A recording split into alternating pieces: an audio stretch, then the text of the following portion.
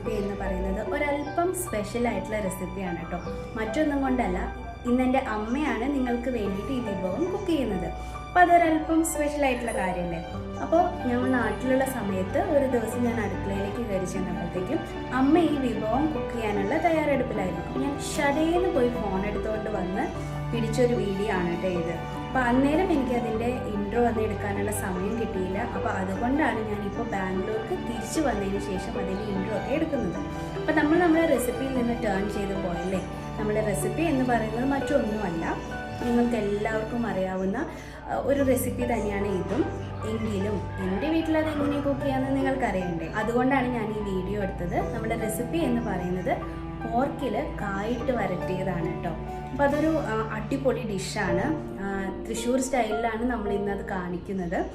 അപ്പോൾ നിങ്ങൾക്ക് ഇഷ്ടപ്പെടുമെന്ന് ഞാൻ വിശ്വസിക്കുന്നു. അപ്പോൾ നിങ്ങൾക്ക് ഇഷ്ടപ്പെട്ടാൽ നിങ്ങൾ ലൈക്ക് ചെയ്യാനും ഷെയർ ചെയ്യാനും കമൻറ്റ് ചെയ്യാനും മറന്നു പോകരുത്. നമ്മുടെ വീഡിയോയിലോട്ട് കടക്കും മുന്നേ നിങ്ങൾ ആദ്യമായിട്ടാണ് എൻ്റെ ചാനൽ കാണുന്നതെങ്കിൽ എൻ്റെ പേര് ശ്രുതി. നമ്മുടെ ചാനൽ ഇതുവരെയും സബ്സ്ക്രൈബ് ചെയ്തിട്ടില്ലെങ്കിൽ നിങ്ങൾ സബ്സ്ക്രൈബ് ചെയ്യാൻ മറന്നു പോകരുത്.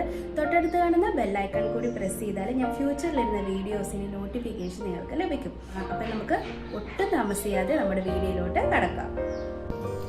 ഇത് 2 കിലോ പോർക്കാണ് കേട്ടോ. അപ്പോൾ അത് നന്നായി കഴുകി വൃത്തിയാക്കി കുറച്ച് നേരം അതിൻ്റെ വെള്ളം വാർന്നു പോകാനായിട്ട് വെച്ചിട്ടുണ്ടായിരുന്നു. അതിനുശേഷം നമ്മളൊരു കുക്കറിലേക്ക് മാറ്റിയിരിക്കുകയാണ് കേട്ടോ. 2 കിലോ പോർക്കാണ് എടുത്തിരിക്കുന്നത്. അടുത്തതായിട്ട് നമ്മൾ 4 ടേബിൾ സ്പൂൺ മുളക് പൊടിയും 2 ടേബിൾ സ്പൂൺ മല്ലിപ്പൊടിയും ഒരു ചീനച്ചട്ടിയിലിട്ടിട്ട് ലോ ഫ്ലെയിമിൽ വെച്ച് ചൂടാക്കി എടുക്കുകയാണ്. അപ്പോൾ ഇതൊന്ന് ചൂടായി എടുത്തതിന് ശേഷം മാറ്റി വയ്ക്കാം. അപ്പോൾ കരിയാതിരിക്കാൻ പ്രത്യേകം ശ്രദ്ധിക്കണം. ആയിട്ട് നമ്മളിവിടെ കുറച്ച് ഐറ്റംസ് ചതച്ച് വെച്ചിട്ടുണ്ട്. ഒരു മീഡിയം പീസ് ഇഞ്ചി ആണിത് കേട്ടോ. പിന്നെ ഒരു കുടം വെളുത്തുള്ളി ചതച്ച് വെച്ചിട്ടുണ്ട്. അതാണ് ഈ കാണുന്നത്. പിന്നെ ഒരു 6-7 ചെറിയ ഉള്ളി അത്രയും കൂടി ചതച്ച് വെക്കണം. അപ്പോൾ ഇത് 3ഉം സെപ്പറേറ്റ് ആണ് ചതച്ച് വെച്ചിരിക്കുന്നത് കേട്ടോ. അപ്പോൾ ഇതും കൂടി നിങ്ങൾ തയ്യാറാക്കി വെക്കാം. നമ്മളിനി പോർക്ക് വേവിച്ചെടുക്കാനായിട്ട് പോവുകയാണ്. അപ്പോൾ അതിലേക്ക് കുറച്ച് ഉപ്പിട്ട് കൊടുത്തു. കല്ലുപ്പാണ് ചേർത്തിരിക്കുന്നത്. പിന്നെ 1 സ്പൂണോളം മഞ്ഞൾപ്പൊടി ചേർത്ത് കൊടുത്തിട്ടുണ്ട്. അത് കൂടാതെ നമ്മളിവിടെ ചൂടാക്കി വെച്ചിട്ടുണ്ടായിരുന്ന മല്ലിപ്പൊടി മുളക് പൊടിയില്ലേ, അതിൽ നിന്ന് പകുതി ഈ സമയത്ത് നമുക്ക് ഇറച്ചിയിലോട്ട് ഇട്ട് കൊടുക്കാം. അപ്പോൾ അതിട്ട് കൊടുക്കുകയാണ്. ഒരു 2 തണ്ട് കറിവേപ്പില ഇതിലേക്ക് ചേർത്ത് കൊടുക്കുകയാണ് കേട്ടോ. പിന്നീട് എന്താ ചെയ്യണമെന്ന് വെച്ചാൽ നമ്മൾ ചതച്ച് വെച്ചിട്ടുണ്ടായിരുന്ന നമ്മുടെ ചെറിയുള്ളി ഉണ്ടല്ലോ, അത് മുഴുവൻ ഇതിലേക്ക് ഇട്ട് കൊടുത്തു. പിന്നെ 1 ടേബിൾ സ്പൂണോളം ഇഞ്ചി ചതച്ചത് ഇപ്പോൾ ചേർത്ത് കൊടുക്കുന്നുണ്ട്. പിന്നെ ഒരു 1.5 ടേബിൾ സ്പൂണോളം വെളുത്തുള്ളി ചതച്ചതും കൂടി ഈ വേവിക്കാൻ പോകുന്ന ഇറച്ചിയിലേക്ക് ഇട്ട് കൊടുത്തിട്ടുണ്ട് കേട്ടോ. അടുത്തതായിട്ട് നമ്മൾ 1 സ്പൂണോളം ഗരം മസാല പൗഡർ ചേർത്ത് കൊടുക്കുകയാണ്.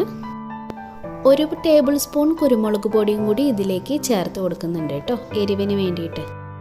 ഇപ്പം എല്ലാം ചേർത്ത് കഴിഞ്ഞു. ഇനി നമ്മൾ നമ്മുടെ കൈ വെച്ചിട്ട് നന്നായിട്ട് യോജിപ്പിച്ചെടുക്കണം. ഈ പൊടികളും നമ്മൾ ക്രഷ് ചെയ്ത് വെച്ചിട്ടുള്ള ഇഞ്ചി വെളുത്തുള്ളിയും ഇറച്ചിയും എല്ലാം കൂടിയിട്ട് നല്ല പോലെ കൈ വെച്ച് തിരുമ്മി എല്ലാ ഭാഗത്തേക്കും അത് എത്തുന്ന രീതിക്ക് നന്നായിട്ട് തിരുമ്മിയെടുക്കണം. ഇപ്പോൾ ഇതാ ഇത് നന്നായിട്ട് തിരുമ്മി വെച്ചിട്ടുണ്ട് കേട്ടോ. ഇത് കുക്ക് ചെയ്തെടുക്കുമ്പോഴത്തേക്കും ഈ ഇറച്ചിയിൽ നിന്ന് ആവശ്യത്തിന് വെള്ളം ഇറങ്ങുമെന്ന് എല്ലാവർക്കും അറിയാം. എങ്കിൽ പോലും നമ്മൾ അടി പിടിക്കൂ എന്നൊരു സംശയം ഒഴിവാക്കാൻ വേണ്ടിയിട്ട് ഒരു 3/4 ഗ്ലാസോളം വെള്ളം ഇതിലേക്ക് ചേർത്ത് കൊടുക്കുന്നുണ്ട്. അതിനുശേഷം കൈവച്ച് ഒന്നും കൂടി മിക്സ് ചെയ്ത് കൊടുക്കുകയാണ്. അപ്പോൾ നമുക്ക് അടി പിടിക്കുമോ എന്നുള്ള ടെൻഷൻ ഒഴിവാക്കാമല്ലോ, അതിന് വേണ്ടിയിട്ടാണ് കേട്ടോ ഒരു അല്പം വെള്ളം ചേർത്ത് കൊടുത്തിരിക്കുന്നത്. തീ കത്തിച്ച് കൊടുത്തതിന് ശേഷം നമ്മൾ കുക്കർ അടുപ്പിലോട്ട് മാറ്റിയിട്ടുണ്ട്. അതിനുശേഷം അതിൻ്റെ മൂടി അടച്ചു കൊടുത്തു. ഇനി നമ്മൾ ഹൈ ഫ്ലെയിമിൽ തന്നെയാണ് തീ വെച്ചിരിക്കുന്നത്. അപ്പോൾ ഒരു 3 തൊട്ട് 4 വിസിൽ വരെയാണ് ഉദ്ദേശിക്കുന്നത്. അപ്പോൾ ഒരു 3 വിസിലിന് ശേഷം നമുക്ക് തുറന്ന് നോക്കാം കേട്ടോ. ഇപ്പോൾ 3 വിസിൽ വന്നിട്ടുണ്ടായിരുന്നു. നമ്മൾ തീ ഓഫ് ചെയ്ത് കൊടുത്തു. ഇനി നമുക്കിതിൻ്റെ പ്രഷർ പോയതിന് ശേഷം തുറന്ന് നോക്കാം. പ്രഷർ പോയതിന് ശേഷം നമ്മൾ കുക്കർ തുറന്ന് നോക്കി. അതിനുശേഷം ഒരു 2 നേന്ത്രക്കായ തൊലി കളഞ്ഞിട്ട് ഇതുപോലെ ഒരു സൈസിൽ എടുത്തിട്ട് നമ്മൾ ഇതിലോട്ട് ചേർത്ത് കൊടുത്തിരിക്കുകയാണ്. ഇപ്പോൾ ഇത്രയും പോകുന്നൊരു കഷ്ണമാണ് കേട്ടോ. അങ്ങനെ എല്ലാം നുറുക്കി ഇതിലോട്ട് ചേർത്ത് കൊടുത്തിട്ടുണ്ട്. എന്നിട്ട് ഇറച്ചിയായിട്ട് ഒന്ന് മിക്സ് ചെയ്ത് കൊടുക്കുക ഈ നേന്ത്രക്കായ. അപ്പോൾ ഇതും കൂടി ഇട്ടിട്ട് നമ്മൾ ഒരു വിസിലും കൂടി വെക്കാൻ പോവാണ് കേട്ടോ.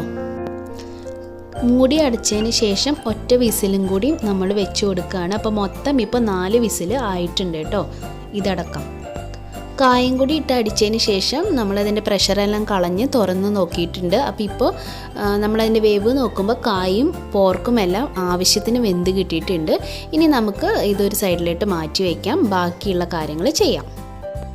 അപ്പോൾ ഇനി വരട്ടിയെടുക്കാനുള്ള കാര്യങ്ങളാണ് ചെയ്യുന്നത്. ഒരു വലിയ ചീനച്ചട്ടി വെച്ച് കൊടുത്തു, അതിലേക്ക് ആവശ്യത്തിന് വെളിച്ചെണ്ണ ഒഴിച്ച് കൊടുക്കുക. ഒരു സ്പൂണോളം പെരിഞ്ജീരകം ആഡ് ചെയ്യുക. അതുപോലെ തന്നെ 2 തണ്ട് കറിവേപ്പില ആഡ് ചെയ്തിട്ടുണ്ട്. പിന്നെ നമ്മൾ ബാക്കി ഉണ്ടായിരുന്ന ആ ചതച്ച് വെച്ച ഇഞ്ചിയും വെളുത്തുള്ളിയും കൂടി അതിലേക്ക് ഇട്ട് കൊടുത്ത് നന്നായിട്ട് മൂപ്പിച്ചെടുത്തു. അതിനുശേഷം നമ്മൾ സവോള ചേർത്ത് കൊടുക്കുകയാണ് കേട്ടോ. മീഡിയം സൈസായിട്ടുള്ള ഒരു 4 സവോളയാണ് നമ്മളിപ്പോൾ ഇതിലോട്ട് നീളനെ അരിഞ്ഞിട്ട് ചേർത്ത് കൊടുത്തിരിക്കുന്നത് കേട്ടോ. അതിനുശേഷം നന്നായിട്ട് ഇതുമായിട്ട് മിക്സ് ചെയ്തിട്ട് എടുക്കുക. മുഴുവൻ സവോളയും 4 സവോളയാണ് നമ്മൾ മൊത്തത്തിൽ എടുത്തിരിക്കുന്നത്. സവോള പെട്ടെന്ന് വാടി കിട്ടാൻ വേണ്ടിയിട്ട് ഒരു തരിക്കോളം ഉപ്പ് ഇതിലോട്ട് ചേർത്ത് കൊടുക്കുന്നുണ്ട്.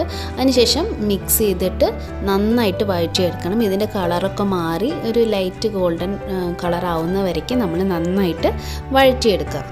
അപ്പോൾ ഈ സവോള വഴന്ന് വരാനായിട്ട് കുറച്ച് സമയം എടുക്കും. അപ്പോൾ ആ സമയം കൊണ്ട് നമുക്ക് വേറെ ഇച്ചിരി കാര്യങ്ങളും കൂടി തയ്യാറാക്കി എടുക്കാനുണ്ട്. അപ്പോൾ അതെന്തൊക്കെയാണെന്ന് നോക്കാം. ആ സവോള വഴന്ന് വരുന്ന നേരം കൊണ്ട് നമ്മളിവിടെ ഒരു വലിയ തക്കാളി ഇവിടെ മുറിച്ചെടുത്ത് വെച്ചിട്ടുണ്ട്. പിന്നെ ഒരു 6-7 പച്ചമുളക് നിങ്ങളുടെ എരിവിനനുസരിച്ച് ഇതുപോലെ എടുക്കുക. അത് നടു കീറിയിട്ടാണ് വെച്ചിരിക്കുന്നത്. അപ്പോൾ ഇത്രയും കൂടി തയ്യാറാക്കി വെക്കുക. അപ്പോൾ ഇതാ നമ്മുടെ സവാള കളറൊക്കെ ചേഞ്ചായി ലൈറ്റ് ഒരു ഗോൾഡൻ ഷെയ്ഡിലേക്ക് മാറിയിട്ടുണ്ട്. അപ്പോൾ 4 സവാള എടുത്തോന്ന് വെച്ചിട്ട് അത് അത്ര അധികം ഒന്നല്ല കേട്ടോ. അതപ്പോൾ നമ്മൾ വഴറ്റി വരുമ്പോഴത്തേക്കും കണ്ടോ അത് ഒരുപാട് അതിൻ്റെ ക്വാണ്ടിറ്റി കുറഞ്ഞു പോവും.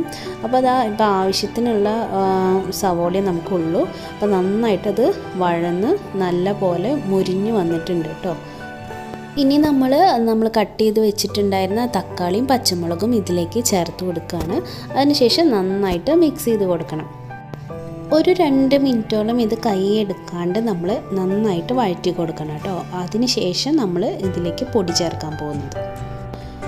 ഒരു 2 മിനിറ്റിന് ശേഷം നമ്മൾ നേരത്തെ ചൂടാക്കി വെച്ചിട്ടുണ്ടായിരുന്ന മുളക് പൊടിയുടെയും മല്ലിപ്പൊടിയുടെയും മിക്സ് ഉണ്ടല്ലോ, അതിൻ്റെ ബാക്കി ഉണ്ടായിരുന്ന ആ പൊടി അത്രയും നമ്മൾ ഇതിലേക്ക് ചേർത്ത് കൊടുത്തിട്ട് നല്ല പോലെ ഒന്നുകൂടി വഴറ്റിയെടുക്കണം. നമ്മളുടെ ഈ സവോളയും തക്കാളിയൊക്കെ ആയിട്ട് ആ പൊടികളും ഒക്കെ ചേർത്ത് നല്ല പോലെ മിക്സ് ചെയ്തിട്ട് എടുക്കുക. അടുത്തതായിട്ട് നമ്മൾ ഇതിലേക്ക് ഒരു 2 സ്പൂണോളം കുരുമുളകിൻ്റെ പൊടി ചേർത്ത് കൊടുക്കുകയാണ്. ഒരു നല്ലൊരു എരിവൊക്കെ കിട്ടാൻ വേണ്ടിയിട്ട് കുറച്ച് കുരുമുളകിൻ്റെ പൊടി ചേർത്ത് കൊടുത്തു. വീണ്ടും നന്നായിട്ട് മിക്സ് ചെയ്തെടുക്കണം. ഇതിൻ്റെ കൂട്ടത്തിൽ കുറച്ച് കറിവേപ്പിലയും കൂടി ആഡ് ചെയ്തിട്ട് നല്ല പോലെ വീണ്ടും മിക്സ് ചെയ്തെടുക്കണം കേട്ടോ. ഇനി നമ്മൾ ഇതിലേക്ക് വേവിച്ച് വെച്ചിരിക്കുന്ന കായും പോർക്കും കൂടിയും ചേർത്ത് കൊടുക്കുകയാണ്. അതിനുശേഷം എല്ലാം ഒന്ന് നല്ല രീതിക്ക് യോജിച്ച് വരുന്നത് വരയ്ക്കും ഒന്ന് മിക്സ് ചെയ്ത് കൊടുക്കുക. എല്ലാ ഭാഗത്തേക്കും ആ മസാലയും നമ്മളുടെ വേവിച്ച് വെച്ചിരിക്കുന്ന പോർക്കൊക്കെ നന്നായിട്ട് മിക്സ് ആവുന്ന രീതിയിൽ ഒന്ന് നന്നായിട്ട് യോജിപ്പിച്ച് കൊടുക്കുക കേട്ടോ. അപ്പോൾ ഇത് നമ്മൾ നന്നായിട്ട് വരട്ടിയെടുക്കുന്നത് കാരണം കൊണ്ട് ഇതിനകത്ത് ഗ്രേവി ഒന്നും കാണത്തില്ല. അപ്പോൾ ഇപ്പോൾ ഈ ഒരു പരുവത്തിൽ വേണമെങ്കിൽ നിങ്ങൾക്ക് എടുത്ത് ഉപയോഗിക്കാവുന്നതാണ്.